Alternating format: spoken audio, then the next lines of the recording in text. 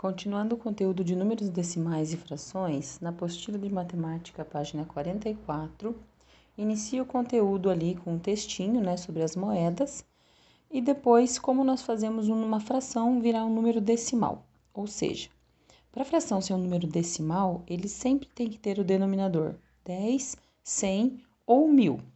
Então, o primeiro exemplo aqui é uma moeda de R$1. Para nós termos uma moeda de R$1, nós necessitamos de 10 moedas de 10 centavos, certo? Então, se eu pegar 10 moedas de 10 centavos, é a mesma coisa que eu ter R$1. Se eu somar uma por uma, eu vou ter R$1. Para eu transformar essa fração 1/10 em número decimal, o que eu vou fazer?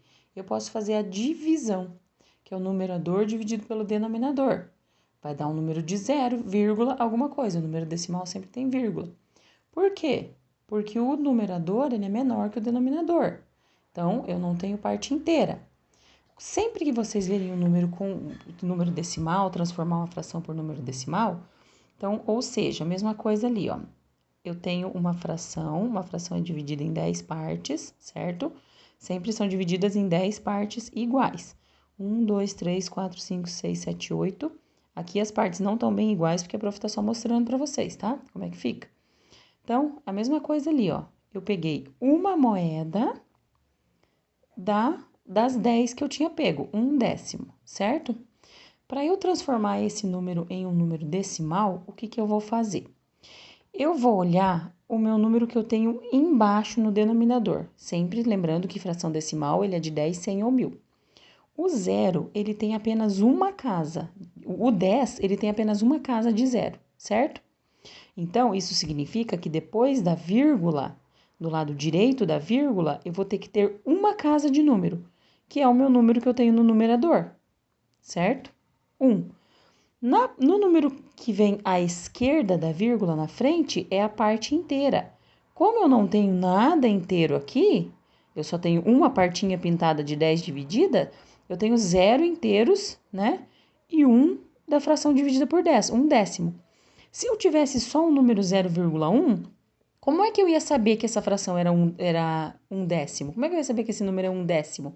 Porque eu iria olhar a quantidade de casas de número que tem depois da vírgula. No caso, tem 1, certo? E o número que tem 0 depois da vírgula é o 10. Porque o 100, o número que tem uma casa de 0 é o 10. Porque o 100 tem 2 casas de 0 e o 1000 tem 3 casas de 0, certo? Aí aqui eles colocaram no quadro das unidades, dezenas, centenas, Lembrando que unidade, dezena e centena é a parte inteira do meu número. A parte decimal é o que vem depois do inteiro, certo? Por exemplo, aqui eu não tenho nenhum inteiro. O número que está à direita da vírgula é a parte decimal. O número que está na frente, que está à esquerda, é a parte inteira. Como eu não tinha nada inteiro aqui, eu fiquei com 0. Então, como eu não tenho nada inteiro, eu vou colocar meu número somente na parte decimal. Então, ó, 0 unidades e 1/10. A mesma coisa continuou aqui com o centésimo. Então, olha só.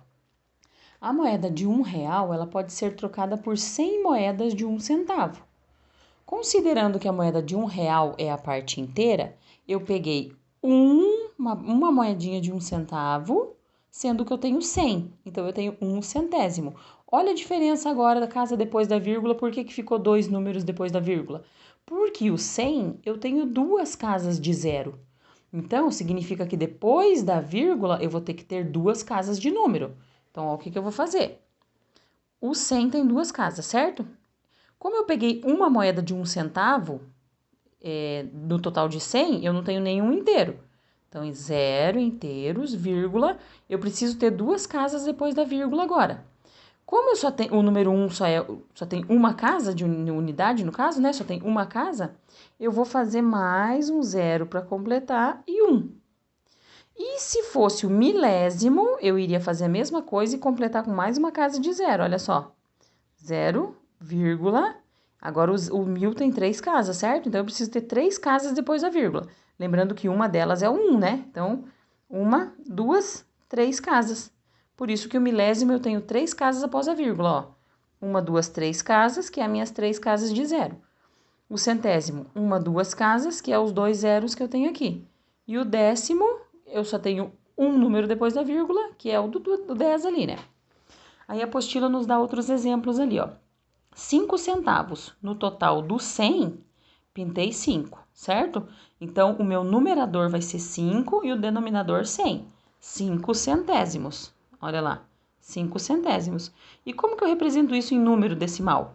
Eu faço o zero. Esse zero aqui é porque eu não tenho nenhuma parte inteira da figura pintada. Então, 0, vírgula. O 100 tem duas casas de zero, certo? Então, depois da vírgula, eu vou ter que ter duas casas de zero. Lembrando que uma delas é o 5. Então, completo com 0 e coloco o 5. Ou poderia ser feita a divisão também, que daria o mesmo resultado. Outro exemplo ali, ó, 50 centavos. Eu tenho o 100, que é o total, e eu pintei 50, certo?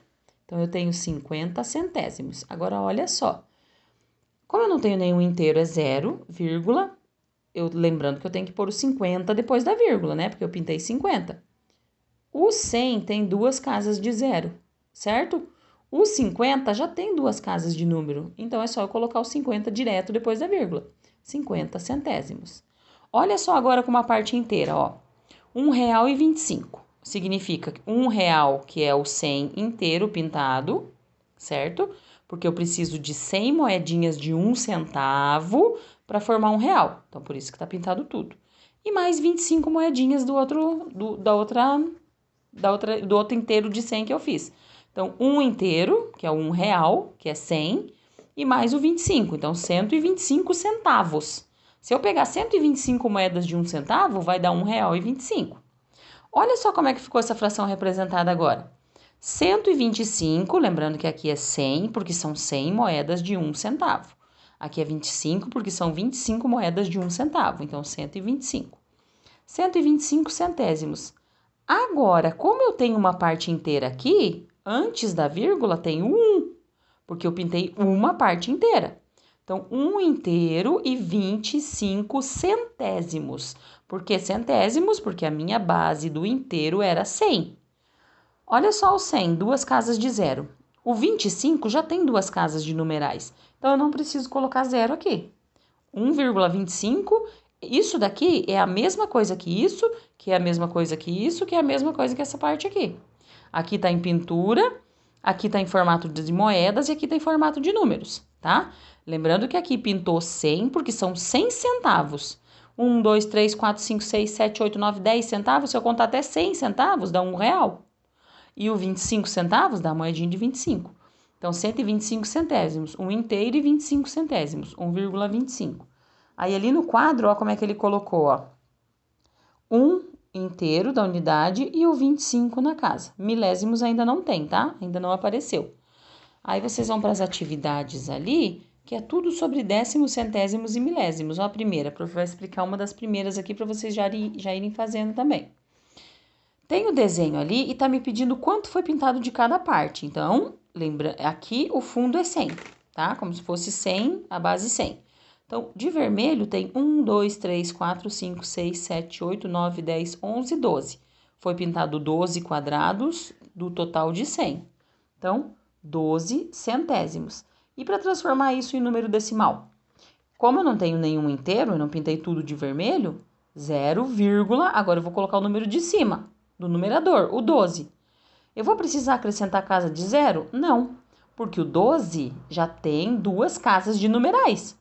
E o 100 tem duas casas de zero. Então, é só colocar o 12 direto depois da vírgula.